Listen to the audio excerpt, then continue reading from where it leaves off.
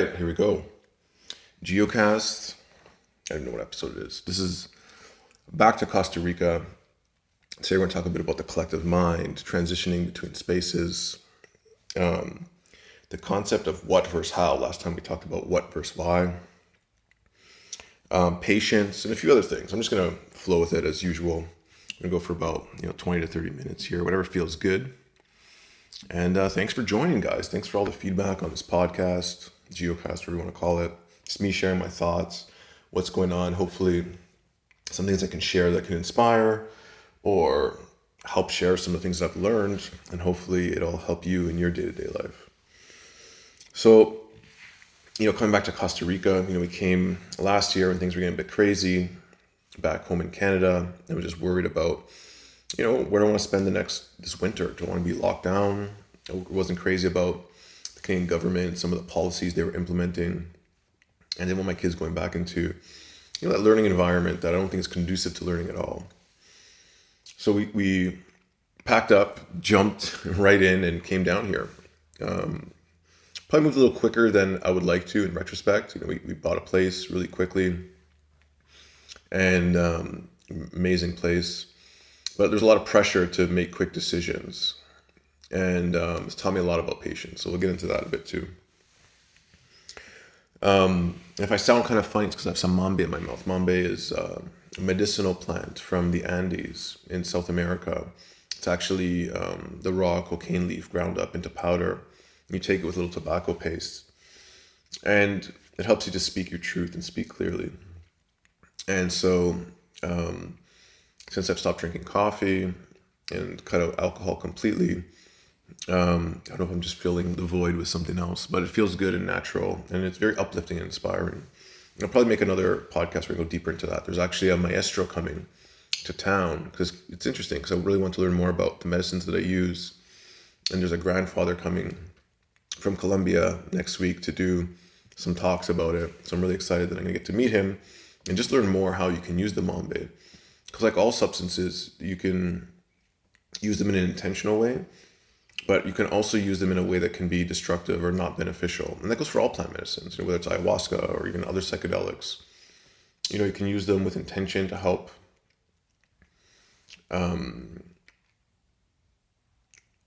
give you guidance, to help create openings in your life. But ultimately, they should never be a crutch forever. Using them in the right way with intention. It's interesting.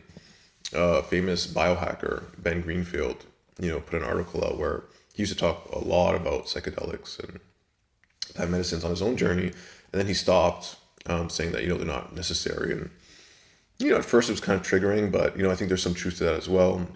I always find it's like the middle way, somewhere in between, where you're not abusing it or needing it, but using it intentionally when you do need it, or when you maybe need some help or some guidance. It's just like any other teacher. And a teacher, in my opinion, or a guru, you shouldn't always need them to feel safe or to feel like you need them for anything. A good teacher, the best teachers and coaches are there to kind of point you in the right direction, let you figure it out yourself, and then integrate that into long-lasting change. So that's the intention here. And the first thing, before I talk about coming back to Costa Rica, something I was feeling in Canada. So the last few weeks in Canada, I was getting really stressed, a little bit anxious. And I noticed from the moment I landed back there was a different feeling.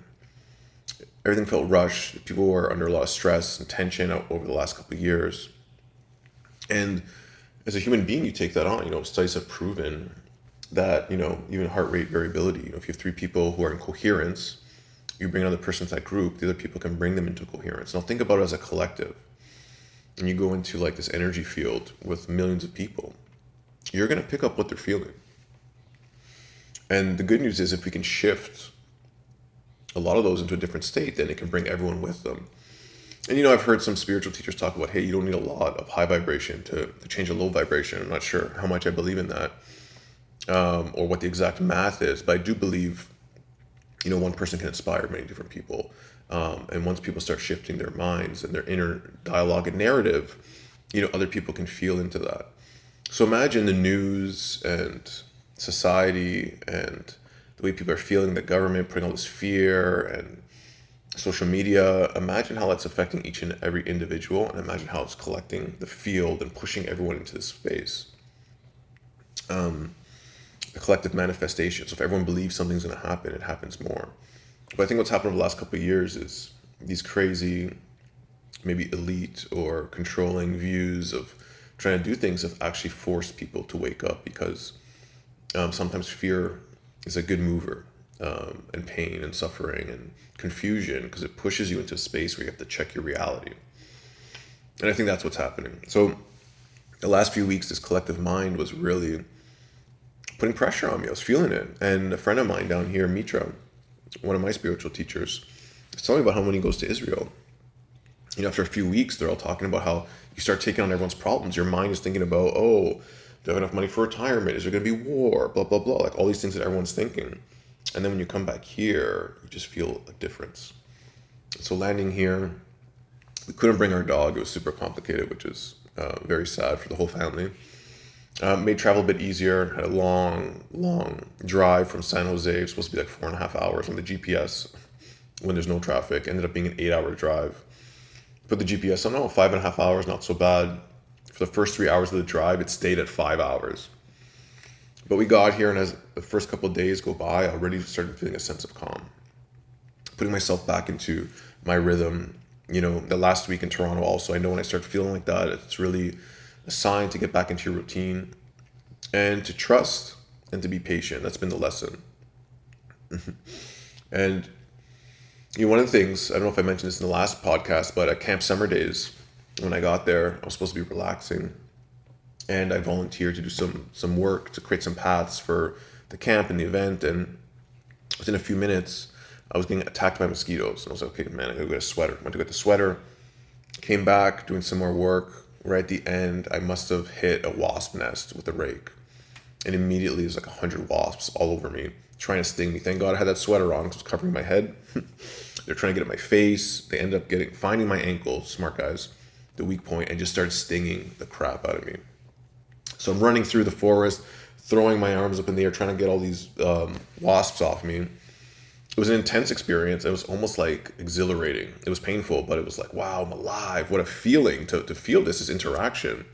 As I reflected on it, it was something to slow down, to be patient, not to work all the time, and just trying to figure out where that comes from. And I've done a lot of self-reflection on why I always feel like I need to work and keep my mind busy. It's still something I'm working on. Like, what are these kind of beliefs that I have, these wounds about being successful and performing and being good enough and being of value to others. And so when I get here, my friend Eddie tells me he got attacked by these wasps. And at my house where I'm staying at, I see these little wasps' nests here, up in my room. There's one up here in the corner here. There's a big wasp right behind me here. It's a reminder, it's like, hey man, slow down and be patient. And I think that's the lesson this time around, is really be patient, be intentional. Where we chose to live, we're about 20 minutes out from the town, 30 minutes out from the town now. There's a river we got to cross. The kids can't play with their friends after school. It's a beautiful view, as you can see behind me. Or for those listening, it's a beautiful view behind me.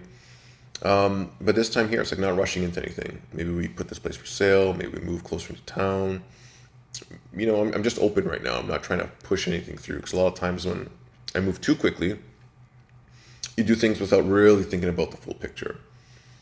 And if you read the surrender experiment, sometimes you just kind of let go and allow things to unfold. And it's a balance there as well. Because if you surrender too much and don't take any action, life is going to take you into the storm. But if you move too quickly and you're too focused in your mind about like making a plan and figuring things out and needing an answer now, it's going to bring a lot of stress, suffering to you and those around you. And I've noticed that these last few weeks. It's like, hey, I need to figure out a solution. I need to figure out this. I need to figure out that. Putting pressure on other people that I'm working with. And it's not good. It's not good. So my intention here is to be patient, to be aware of all the opportunities that are coming to me. Because the other thing is, when you're in this stress mind all the time, you go into a state of fight or flight. You don't sleep as well, which was what was happening to me. I was drinking way too much coffee because I wasn't sleeping well. So I was drinking coffee. So I was drinking coffee then to balance out the energy, because I was tired. And then I'm in this like not sleeping well, stressed, paranoid, worrying about problems, making them 10 times bigger than they really are. What I just really needed was to rest and slow down and to clear my mind. So now that I'm back here, cut out coffee, like I mentioned, doing my meditation, an hour, 30 minutes a day, setting some intention in the morning, and just sort of allowing the day to come to me, planning the things I have to do on my meetings for work, and just trying to really slow down. So I recommend that if you're feeling similar ways. There's this crazy collective energy going on, the markets in the world, and looming war and inflation. And a lot of these things are going to happen. They're outside of our control. And things may change in your life, right? It's good to have some plan, but not to overly worry about having it all figured out. Because in the end, things seem to work themselves out. So, coming back to Costa Rica, I was a little bit nervous. And it's funny because each trip you're worried about, well, how's it going to be this time around? Even when I was going back to Canada, I felt the same way. And a lot of people, they're like, oh, it's so inspiring what you're doing. And, they see only the good and they don't see the challenges that come along with it as well. So both worlds have their challenges. Both worlds have their amazing things. And it's kind of like working both out at the same time, appreciating all the amazing things that both of these opportunities have to offer, but also being conscious of the challenges that come up as well. Like things as simple as like opening a bank account here. It's not easy, or doing construction and like waking up at 6 a.m. and there's like noise already. Workers are working outside, and where to live, the amount of rain that comes down, lice breakouts at the kids' school. Last year there was a lice breakout for like a whole month. It's like who's got lice, who doesn't have lice, what's going on. And so it's great to be back, a little bit different energy this time. I've got a whole new perspective of how to approach these next couple months. We found a house sitter at our house in Toronto. It's going to watch our dog, and so Joseph just came in, my son, interrupting while I'm recording. Okay, have a good day, buddy. So the other thing is like coming back, like a lot of the people, it's a travel town. And last year we met so many amazing friends and made so many connections, so many interesting people. And you come back, it's like, hey, it's going to be the same this year. As a travel town, every season there's a whole new bunch of people that come in. And, I'm just open to what that experience is going to be this year. And met a lot of friends here that have made the shift from, their North American, US, Europe, Canadian lifestyle. And, the honeymoon is over. Now you really got to like live life in Costa Rica. Problems with building. One of our friends built a house and they came back and there's mold everywhere. And that's a big thing here. A lot of our stuff that we put in storage, some of it got moldy. It's like, wow, things you don't think about in Canada that you really got to think about here. So a lot of it's about getting clear and trying not to get stuck in the problem. And, when you're in that mindset, that stress mindset, that coffee mindset, that adrenaline, cortisol, go mindset, you start really being problem focused and focus on your problems. And what I'm trying to shift into is being open to solutions, being open to ideas of how I want things to go.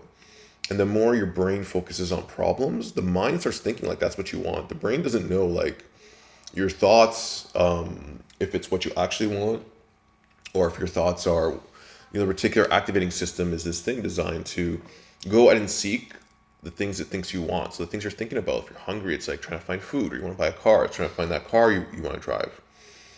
And when you're thinking about all these problems, it's almost like bringing more problems into your awareness.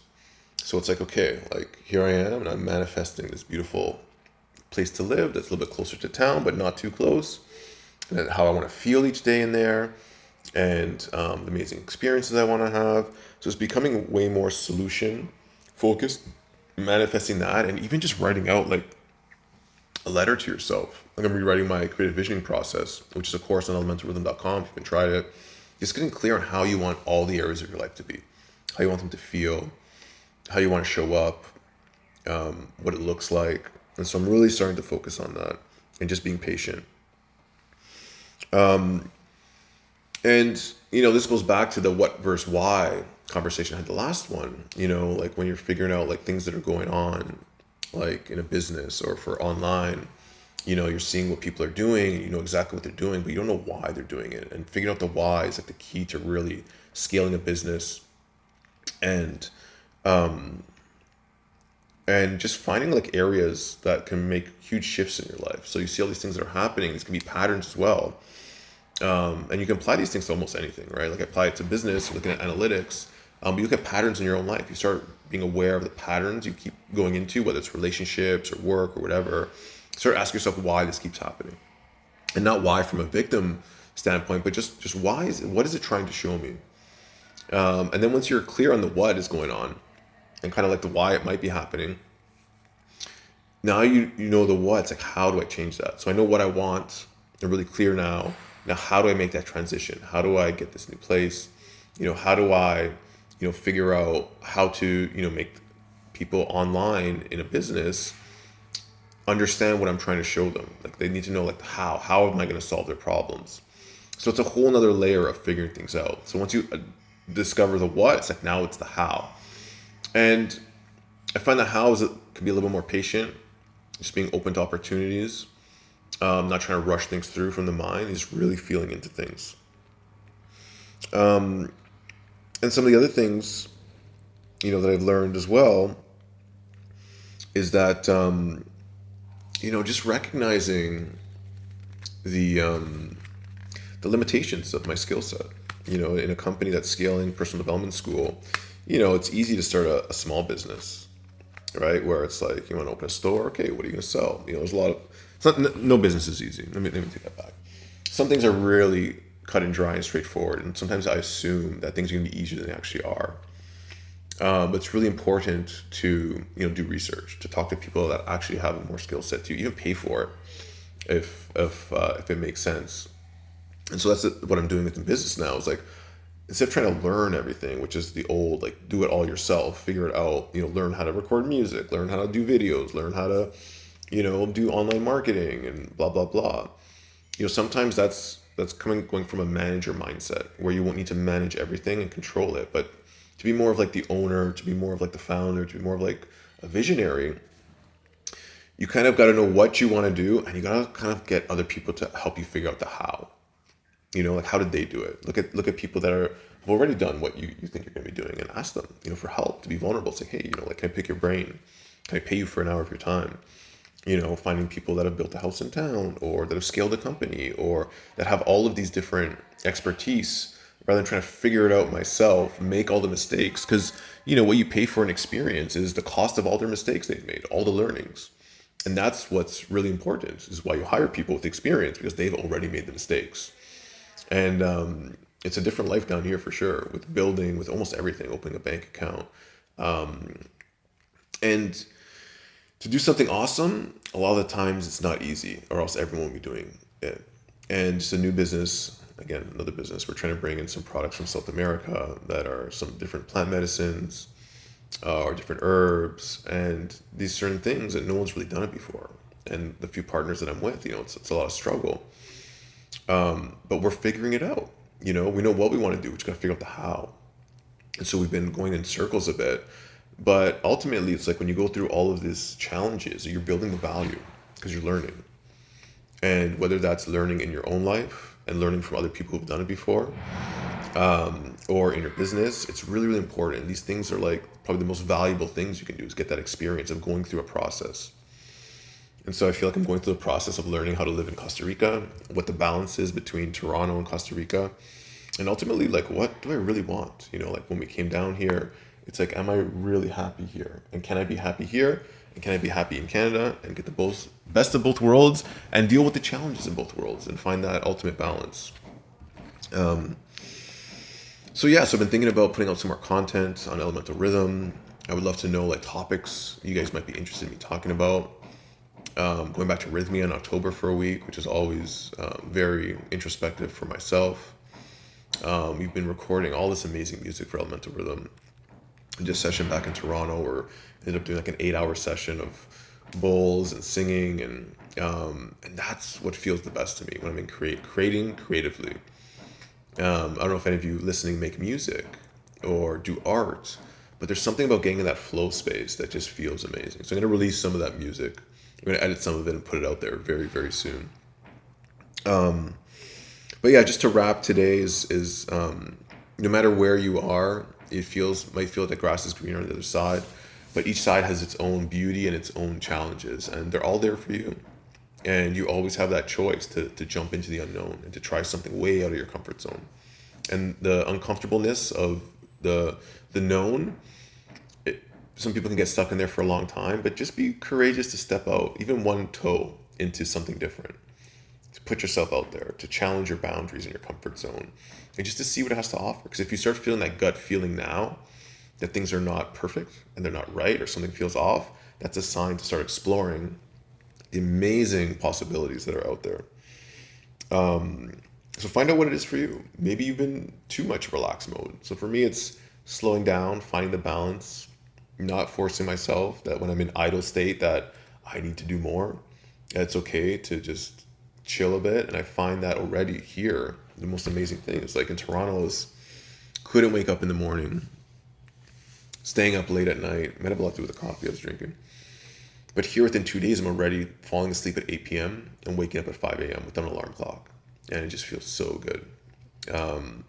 I feel that collective mind kind of seeping in is kind of like lifting. It's giving me some clarity. And I'm doing more breath work and meditation, all those kind of things. So find your balance. One thing too is when I came here, I forgot like half my stuff. My recording mic, I had to buy one in San Jose, which is awesome. It's a new one now that I got here. And it was just like this whirlwind. But I was freaking out a bit at the airport. I know, hey, like there's going to be solutions there. San Jose, I found the perfect mic, the perfect thing. I just didn't worry about it. I allowed things to happen. And it's just that reminder of that trust. Seeing the busy bee wasps here everywhere as a symbol of like, hey, it's okay to be busy at times, but also relax. This guy here has been stuck behind me in between a screen and the glass door for 3 days already. Why? Because he's probably overly working too hard to make his nest and didn't realize he's building it halfway in and halfway out. And now he's stuck there. Maybe I'll try to let him out. I just do not want to get stung by another wasp. So it's Gio. Thank you guys. If you have any questions, any topics you want to talk about, please reach out. I'm on Instagram at elementalgeo. I'm going to start putting some YouTube videos out now as well. And check out elementalrhythm.com. We're doing a whole relaunch of the site. It's going to be really exciting. And we got some facilitator trainings coming up in November. And I'll try to get some more of these podcasts out more often to you guys. Again, thanks for listening. Love you guys. Have the most amazing day ever. Keep breathing. Love you. Peace.